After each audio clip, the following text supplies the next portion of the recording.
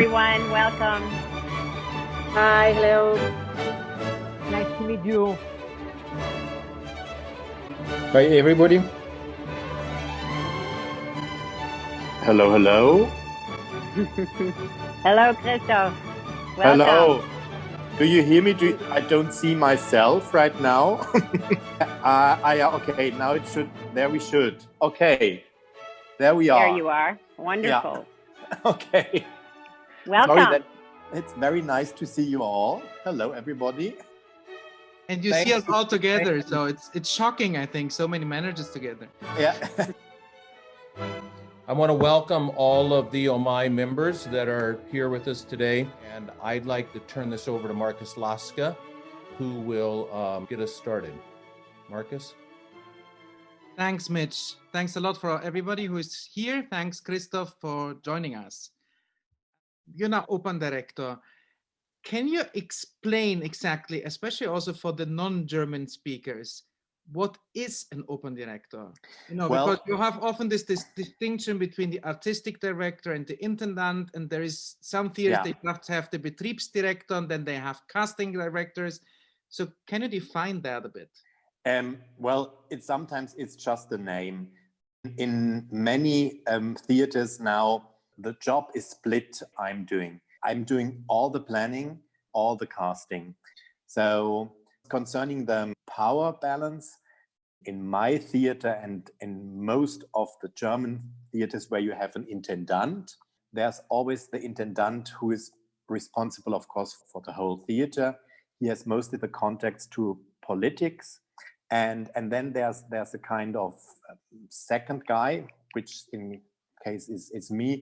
From the 170 performances we normally do, 40 are the new productions, 40 evenings, and the rest is repertoire, where we just are quite free who to cast and, of course, who to give a chance from the ensemble to sing a major role, which is in a certain way the most interesting thing in the repertoire theater.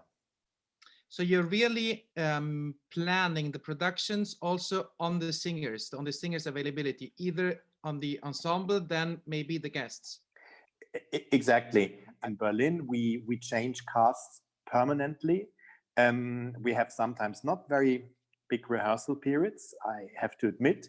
Sometimes maybe people are thrown in a show with not such a good preparation, but sometimes those evenings where everybody is kind of maybe a little bit under prepared can become the much more exciting evenings than when you reproduce 10 times exactly the same thing.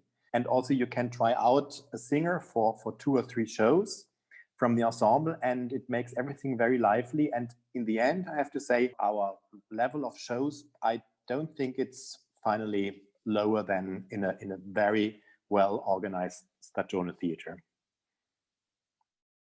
Christoph, lovely to see you. What I was asking was, do you find there are some guest conductors you'd like to engage, but they just are not happy to work within your system? Yes, definitely. Some guest conductors do ask for more rehearsals, and we have to tell them then it's not possible. So some names wouldn't come, actually. That happens, yes. But have you found in, say, the last decade in Germany that ticket sales are a more integral part of your budget? And does that drive at all the repertoire that you do? In Berlin, not necessarily. The ticket sales make maybe 20% of the overall budget. It's an important part of the general gestion of the house, but it's not that terribly important. So we still can do new work, nearly 1 per season. And we can do also several shows with no star. You see, Carmen and Zauberflöte, we sell just by the title. Some operas where it doesn't matter at all who sings. We sell it completely over the title, and that's also the wonderful chance that we can try out everybody in the ensemble very easily. Hello, Christoph, one question. Your Fest Ensemble orchestra are normally paid right now, or furloughed, or what's the situation of the fixed members of the opera? They are terribly lucky. The German system allows something which is called Kurzarbeit. In French, it's chômage technique, and I don't know the Italian word. It's not furlough. Actually, the agency of work gives the opera 60% of the salaries of all the employees. And in the moment, we even are able still, thank God, to compensate the rest. So everybody who is on a Fest contract, orchestra, chorus, technicians, they get their full salary. What, if any, collaboration do you have between the three opera houses in Berlin? There's one very important collaboration you don't see at all. That is the ballet. Because the ballet, there's one company who is independent. So otherwise, we don't exchange singers and we don't exchange orchestra players or chorus members. But do you discuss repertoire? Of course, that is very important to discuss the repertoire.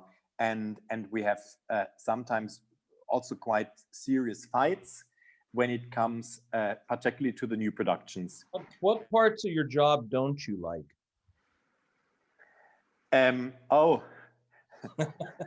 This is very easy. No, no, just kidding. no. Actually, I have to say I'm very happy about the system how it is, because I wouldn't like to deal in certain things with the artist directly. I'm always happy that there's a go-between. Well, what is really the worst is when you have to tell a singer that you don't want to have him anymore in a production. Yep. Hi, Christoph. Just I wanted to know, how is the situation in Berlin, in your opera house, and regarding eventually the co-production with Italian opera houses? This is very easy to answer. Italian opera houses usually have a quite traditional style. And of course, the general image of my opera house and of many opera houses in Germany is, let's say, a more progressive style. So it's quite unlikely that there would be a co-production between a more traditional Italian theater and the Deutsche Oper.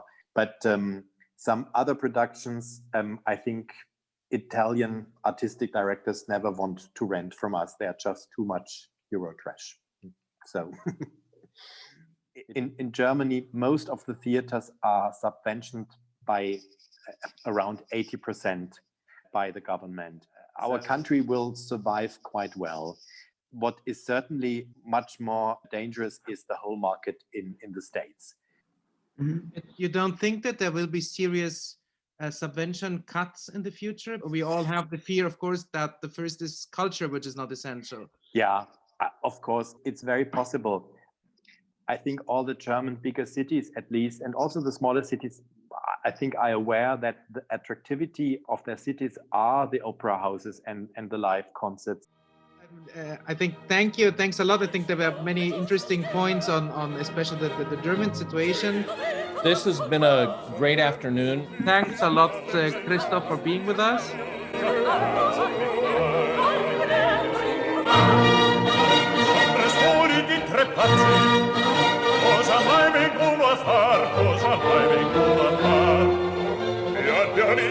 Thank you, everyone. Bye-bye.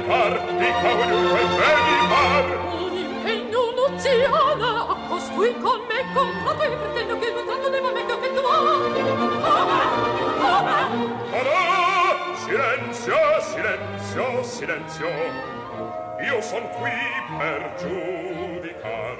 Io da lei sceltavo quanto venga a far le sue difese, le legittime pretese, io vi vengo a palesar. Silenzio, silenzio, silenzio. Io son qui per giudicar.